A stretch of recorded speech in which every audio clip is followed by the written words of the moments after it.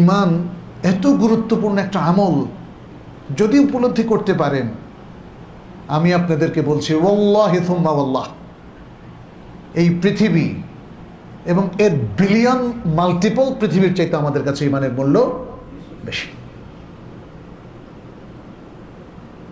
কারণ ঈমানের যে রূপরেখাগুলো আছে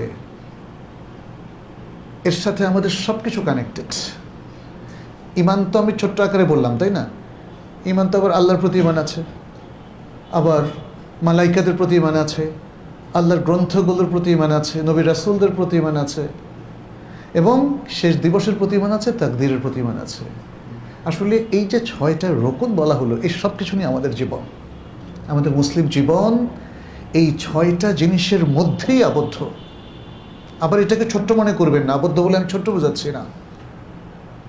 মহাবিশ্ব যত ব্রড, যত বড়, আমাদের ঈমানটা তত বড়। ফলে আমাদের ঈমান থেকে কোনো কিছু বাদ পড়েনি।